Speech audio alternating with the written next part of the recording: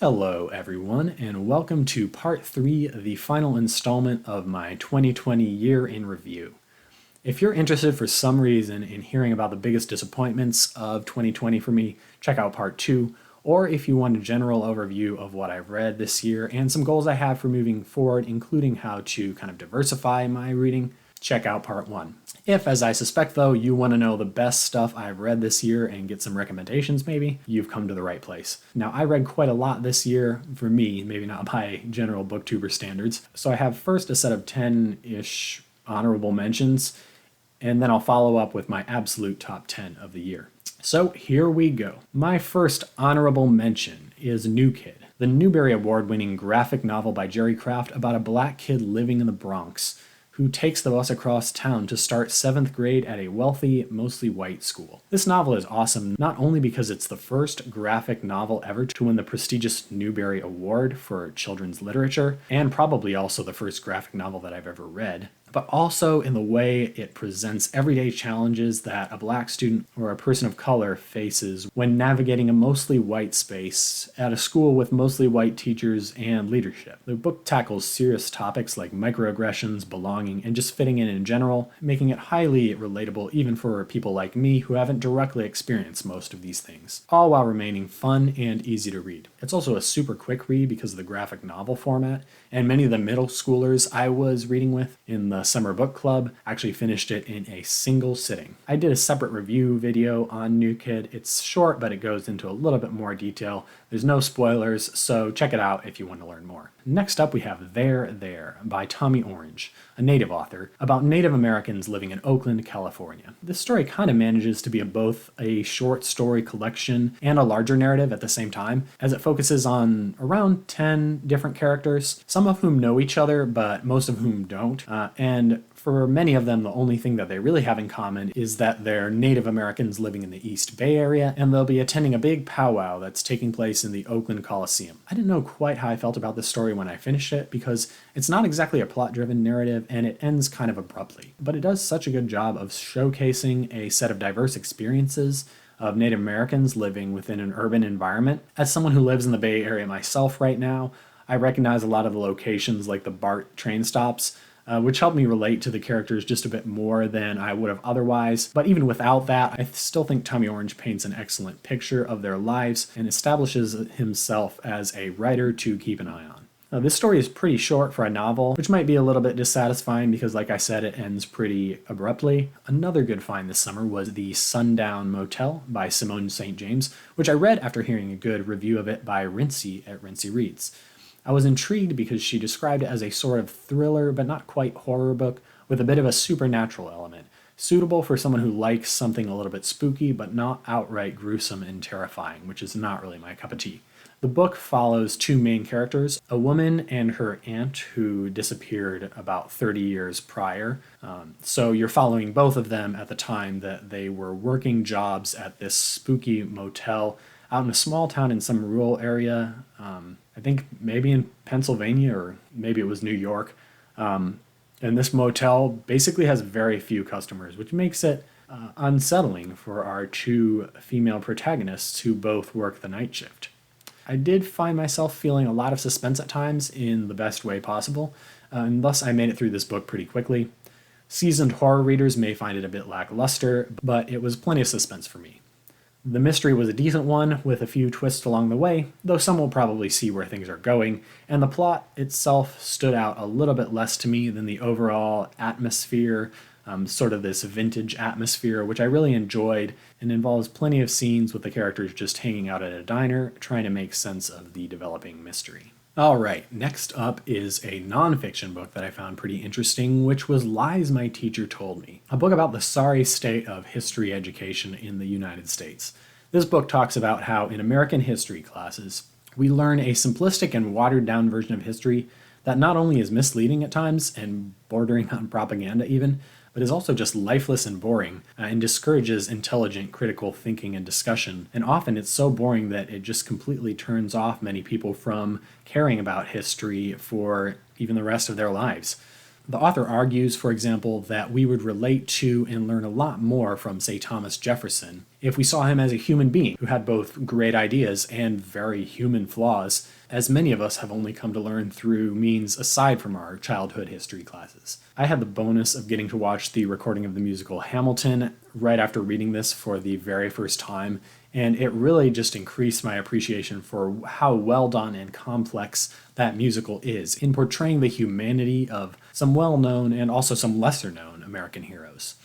It's such a valuable read, and although things have changed slightly since the book was first written and published in the early 90s, I believe, it certainly still has relevance for how we think about complicated historical issues and how we discuss the legacies of people who were, frankly, neither heroes nor villains, but just human beings like the rest of us, with both noble and selfish motivations.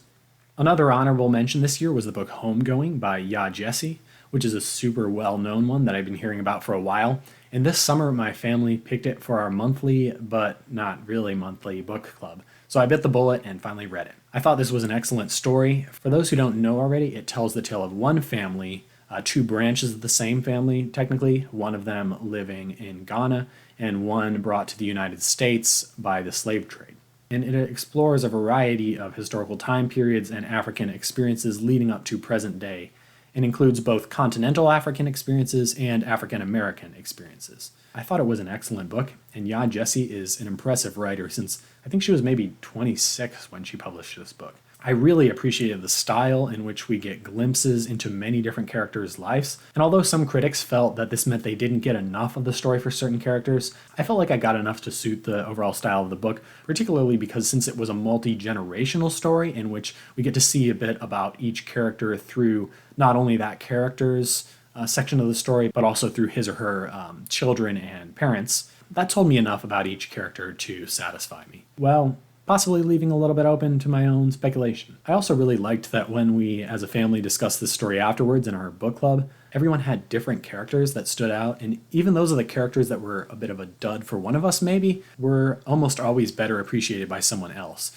So really every character spoke to someone. Definitely worth reading when you get the chance, and I'm looking forward to Jesse's new novel that came out this year called Transcendent Kingdom. I've heard that it's quite a bit different than Homegoing, and I'm really eager to see what Jessie has come up with for her second novel. I have the audiobook on hold at the library, but it was like a 6-month wait, so I'm just sitting tight right now waiting for that. Know My Name by Chanel Miller was also an important read, and I just read this one a few weeks ago. Chanel Miller was the victim in a high-profile sexual assault case in which she was known as Emily Doe, and accused Brock Turner of the Stanford swimming team of sexually assaulting her while she was unconscious at a party. This book is not an easy read because of its content, but it is smooth, well-written, and expressive. Chanel Miller was, I think, an English major in college and aimed at becoming a writer even before this incident happened, which really added to the impact of this book. The book takes us into the eyes of a rape victim, and I'm just going to say rape victim instead of alleged because Brock Turner was convicted in the legal system,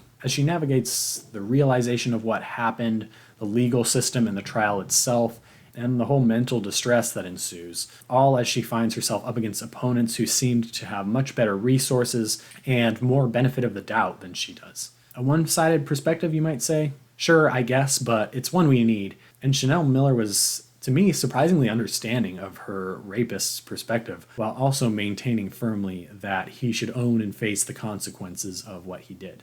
I haven't really read any books like this before, and it was a useful perspective for me to understand her experience, and particularly how in Miller's case, it seems like the whole aftermath and the way she was mistreated by the legal system with constantly rescheduled trials and kind of trying to portray her as an unreliable person who pretty much just deserved what she got, all served to just amplify the stress of the whole incident and made it really hard for her to move on and begin truly recovering mentally. Next up I have another anti-racist book, and one that I liked quite a bit more than Me and White Supremacy, the one that I talked about earlier in the Disappointments of the Year video. This book is So You Want to Talk About Race by Ijeoma Oluo. The book is written by a black person primarily for a target audience of white people, and I really liked it because it is firm but also compassionate, sort of threading the needle very well since it lies in an area of discussion that often is conducive to a certain amount of animosity on both sides. Although this book will still be challenging and will likely face some resistance by anyone who hasn't thought much about topics of race from outside of the stereotypical white person's perspective, I think I'd feel comfortable recommending this one to several people I know in preference over me and white supremacy. It's certainly intro level and included some topics I was already familiar with, but I would say of the several books I read, this one is the intro level book I'd recommend. Robin DiAngelo's White Fragility was a good one, although I think it will be a little bit harder for people to digest and also make some kind of points that are disputed by critics. And I think the two of those books form a good pair for white people trying to learn more about racism, because one of them is a white person reflecting on kind of her own privilege and what it means to be white in the United States towards an audience of white people. And the other one is a black person trying to kind of explain compassionately to white folks what it is like being a black person and how they might be unintentionally contributing to these problems. I would also recommend this book before recommending Ibram X. Kendi's How to Be Anti-Racist. That one I found informative too, but that one actually gets a little bit more deeper into a lot of areas that I think of as a little bit more academic and sociological in a way that for me makes it feel like a gateway into a deeper and more focused study of racism in particular areas in various spheres of society, such as, for example, The New Jim Crow, which covers the prison and criminal justice systems. That one's by Michelle Alexander. It's a classic, and that one I recommend as well if you're interested in learning about that particular aspect of American society. Okay, another honorable mention that is also about race, but a more specific topic of race, is Stacey Abrams' book, Our Time Is Now. I picked this one up shortly before the election, although not exactly for that reason. Stacey Abrams ran for governor of Georgia in 2018 in a race that was plagued by controversy and allegations of voter suppression, which Abrams documents in this book. In spite of Abrams' narrowly lost race, though, this is no sore loser's look back at the election. Abrams confidently asserts that she still won the election in the sense that her campaign mobilized many voters who had previously felt neglected, including many who hadn't even voted in years. Now, did they perfectly ensure the ability of every single person to vote and be heard? Unfortunately not yet, as voter suppression remains a contentious area, but I'm sure Abrams was proud to see her state swing in favor of Joe Biden in the 2020 election, and I'm also sure that was in no small part due to her efforts to mobilize voters in 2018 and beyond. Like her or not, Stacey Abrams is a major force in today's political climate, and I have to say personally that after reading her book, I'm really behind what she's doing to push for voting rights, not just in name, but in practice. I did a dedicated review of this one, so definitely check it out if you'd like to learn more about this book. Getting close to the end of the honorable mentions with just a couple more, my second to last honorable mention is the book Cloud Atlas by David Mitchell. I went into this book with no idea what it was about other than that it had become a movie, and oh my goodness, this took me by surprise. I guess I don't really want to say too much about what I mean by that at risk of spoiling it for anyone, although admittedly if you actually read the jacket description instead of just picking it up for a book club like me, you'll already know a few very key things that I and my sister, who also read it along with me, just didn't even know going in. Basically though, this unconventional book features multiple characters' points of view, multiple different genres, if you can imagine, which interestingly actually did work for me. And just a little bit of hinting at reincarnation, which depending how you feel about it all can be a major or a minor part of the overall premise. For me, I preferred to think of it as something kind of subtle rather as some grand and complex unifying explanation for everything that happened. This book is many things, and undoubtedly some will love it and others will hate it, but one thing it's not is too predictable or conventional. I also want to say I watched the movie, and although the movie was entertaining at times, including some suspenseful scenes featuring Halle Berry as Detective Louisa Ray, which was one of the parts I really enjoyed about the book itself, I think it's just too much to pack into even a 3-hour movie, and I definitely wouldn't judge the book by the movie itself. My final honorable mention is a mystery that I really enjoyed, a classic Golden Age detective mystery by the great Dorothy L. Sayers. That book is Whose Body? And I actually did a dedicated review of it if you want to check it out. This book is the introduction to the detective character Lord Peter Wimsey, and I found it charming and entertaining. Coming from reading a lot of Agatha Christie's Hercule Poirot books recently, I found the book refreshing in that the characters felt more like actual people rather than just pawns in some elaborate game of Clue. That's no dig at Christie, who does mysteries excellently and really can pull off a great whodunit, but Lord Peter Wimsey has real style. And not just Lord Peter, but also his butler Munter, his detective friend Parker, and even his mother, the Duchess, who makes the occasional appearance throughout the series. To top it all off, I found the mystery itself pretty intriguing, and the process of investigation was conducted in a way that made it easier to follow along than some detective novels where everything's just dumped on you at the end. I will say it's a bit of a gruesome tale at times compared to some of its contemporaries. Nothing really horrible, but there are some descriptions of corpses and the forensic process, but all in all, it's well worth reading. So that is all of the honorable mentions for the year, which finally brings us to the best, the top 10 of 2020 for me.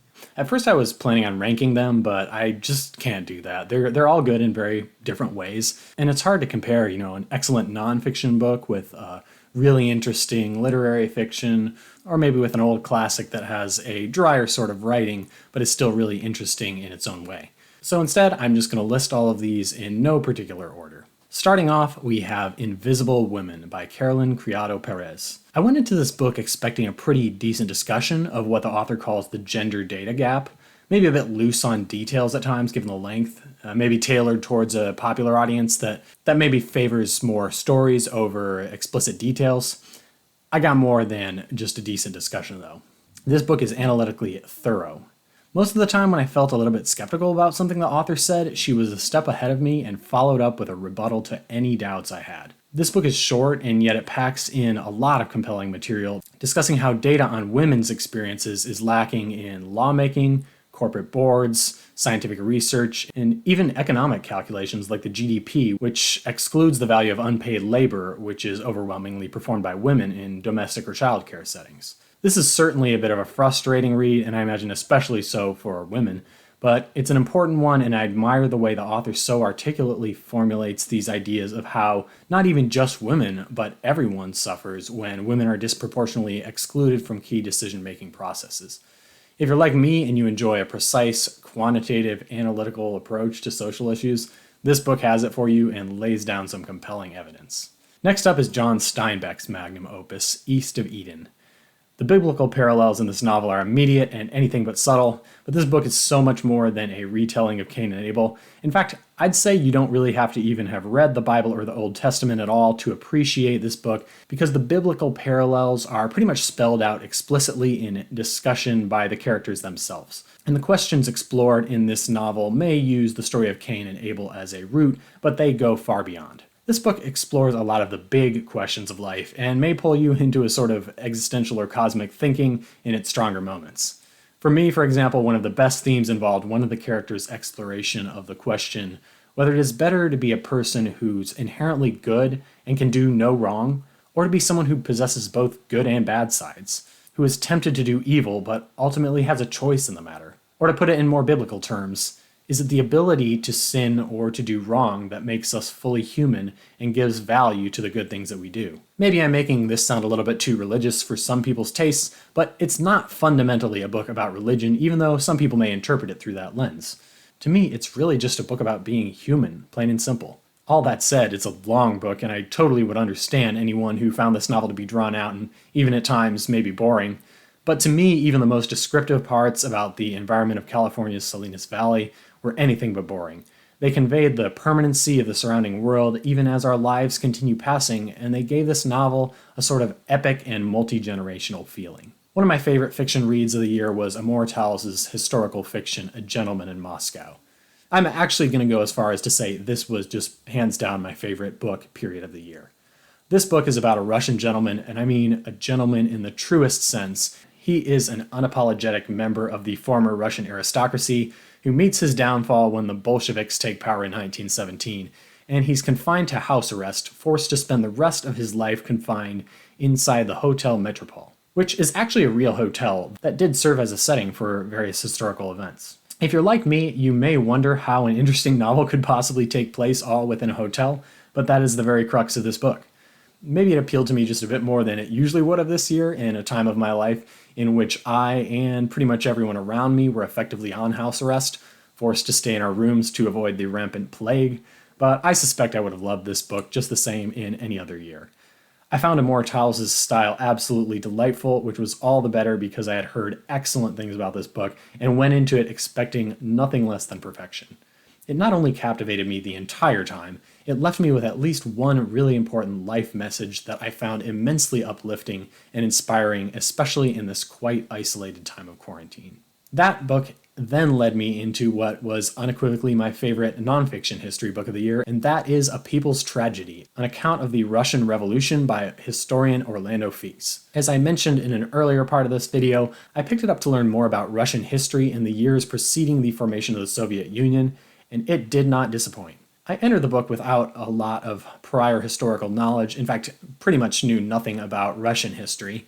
And although I'm sure at times having more prior knowledge would have deepened my understanding, I never felt limited by my lack of historical awareness, which was awesome. In this beast of a work, Figes takes us through all the necessary background to understand why conditions were ripe for revolution in Russia in the early 20th century, and how exactly the revolution took place, all while keeping a close eye on the varying and evolving interests of the major players. Figes generalizes about people without ever universalizing. Some of the strongest parts of this book, in fact, are little spotlights on historical figures like the writer Maxim Gorky or the working-class farmer turned Marxist Konachikov. These characters reappear throughout the book and were in fact so intriguing that for several of them, I felt the urge to come back later and read their accounts firsthand. I had a few minor criticisms of this book that I mentioned in my Goodreads review, one of them being that I think there should have been a few more personal spotlights on influential women, since we know that many did exist in pre-revolutionary Russia. But all in all, this was an amazing read and changed the way I think about politics, social order, and the importance of studying history. 5 out of 5 stars. I followed up A People's Tragedy with another book about Russia that I believe came out just this year, one that I just learned recently made NPR's Books of the Year list for 2020. That book is Between Two Fires by journalist Joshua Yaffa, and it explores the lives of several different Russians living in Russia today under Putin's regime. This book is done in a journalistic style, but with a unifying theme that pervades the entire book. There's this idea that to thrive or even to survive in today's Russia, no matter what role you occupy, there has to be a certain balance between achieving your goals and supporting yourself and those around you, while also making certain compromises to avoid becoming too threatening to the Russian state. What a non-Russian might cynically characterize as betraying one's principles is for many of the characters in this book a simple matter of practicality. One must betray a few core principles in order to be able to advance others. While I can't speak to how accurately this represents all Russians' experiences, I did find it super insightful and well presented, and the characters whose stories we hear were all perfectly compelling and relatable, never leading me to feel too critical of them as they faced incredibly difficult situations. And now for something entirely different. That is Swing Time by Zadie Smith. This book was not the kind of book that screams out at you for attention. It's hard to explain what it's about other than that it's about girls who dance, which I think is actually how the author explained it herself. The main character, I might argue, is a believable character, yet one of the most boring main characters I've ever read, lacking individuality and just making her way through life aimlessly. Interestingly though, I suspect that this is basically what Zadie Smith was going for with her. In fact, I don't think she even gets a name within the 300 and some page book, which just can't be an accident. After reading this book, I concluded that Zadie Smith is just an absolute master of subtlety. In this unassuming novel, there are topics that she wants us readers to think about, and that's clear. But never so much that she grabs us by the arm and points them out to us. She'd rather risk having us miss one or two of the many morsels for thought that she put in this novel than deprive us of the satisfaction of figuring it out for ourselves and thinking through and coming to our own conclusions. I realize that because of its lack of any real driving plot, and because of the subtlety I've just described, this book isn't going to be for everyone. But for me, it was top-notch reading. Just talking about this book is making me wonder why I haven't picked up anything more from Zadie Smith already, since this was my first of hopefully many books by her. The book also led me to watch quite a few author interviews on YouTube with Zadie Smith, and she is the type of soft-spoken person who says a few words in a way that just exudes wisdom and contains so much more than what's said. I'll stop raving about her for now, though, until I read something else of hers that I can talk about more. Moving on to the next book in my top 10, and that was Circe by Madeline Miller. This retelling of a classic story from Greek mythology was another fun read, partly because I recognized a lot of familiar characters whose stories I didn't really know well before this. Of course, this story centers entirely on the nymph Circe, so while she crosses paths with some of the gods and other well-known heroes of Greek mythology, we only hear about them to the extent that they cross paths with her. This one, too, is a slow and unassuming story, one that takes place over hundreds or maybe even thousands of years, but it's thoroughly enjoyable in even its slowest parts. It retells the story of the nymph Circe, a woman who occupies a minor place in the stories we're used to and is cast largely as a villain in those stories. For example, I think she's most famous for luring Odysseus's soldiers to her island and turning them into pigs, which we learn exactly why that happened according to her perspective in this story. Even if we don't agree with all the things she did, we'll certainly understand her perspective after reading the story, and she does grow throughout the story in her years of exile, ending the story with a different, fresh outlook on life and on her role in the world. Another one of my favorites was a bit of a double favorite, and that was the book Ender's Game, but even more so its sequel, Speaker for the Dead. I know a lot of people have criticized the author, Orson Scott Card, for some things he said that aren't related at all to this book. I don't know all the details, and I try to just be really careful not to jump on the bandwagon and criticize the author without knowing the fullest context of what he said. I will just say, though, that I do know he strongly and vocally opposes same-sex marriage, and he has made some other controversial political comments. I respect that if you choose not to read his material for such reasons or for any others, but for me the books simply spoke for themselves. I personally really enjoyed both Ender's Game and Speaker for the Dead. I found these books thoughtful and, in fact, I'd say wise, with an excellent message advocating acceptance of differences. Thinking about that in relation to his views on same-sex marriage, I guess we're all just full of conflict and contradictions, which ironically is another thing hinted at by Card's novels. In any case, the messages of both of these books are to me absolutely excellent. So many awesome topics and dilemmas are brought up in these books, but to me the most interesting part was this exploration of how we separate ideas of us and them, who we consider part of our community or someone outside of our community, and what makes a non-human alien species worthy or unworthy of the same dignity and rights as humans. I wanted to film a full-length book review on Speaker of the Dead to talk about many of the specific themes, and I may still get to it at some point, but for now all I can say is that I highly recommend both of these books. Coming in with my second to last book of the top 10, we have the young adult book With the Fire on High by Elizabeth Acevedo. I did a short individual review video on this one as well that you can check out if you're interested, but basically it's about a high school girl named Imani with Puerto Rican family who lives with her grandmother Abuela in Philadelphia. She's an amazing cook and she wants to attend culinary school, and she has a baby daughter that she has to take care of who was born in her freshman year of high school. I know that is a lot of stuff going on, especially for a novel that in the audiobook version comes in right around 6 hours or so. But I swear it works really well and it manages to be touching and inspiring without ever getting too serious or heavy. Life is tough for Imani, but this story is not just the miserable story of endless trials and tribulations. Part of what was so great about this book, in fact, is how Imani defies stereotypes in the same way that the book itself defies stereotypes of what to expect from a book about a teen mother. This book certainly put Elizabeth Acevedo on my radar, and I'll be reading more from her for sure since I've heard pretty much nothing but good things about her other stuff. And now, the last of my top 10, by no particular rationale, is a long-time classic. Over 200 years old at this point, and adapted into several different movies, a few of which I had the joy of watching this year. We have the novel Emma by Jane Austen. Jane Austen was an absolute genius and a master of wit and words. This was one of 3 Austen novels I read this year. I very much enjoyed the others too, which were Persuasion and Northanger Abbey. But Emma stood out as my absolute favorite of the bunch, a rare 5 stars out of 5. What I loved about Emma was how much I disliked Emma. If you've read and enjoyed this book, you'll know exactly what I mean.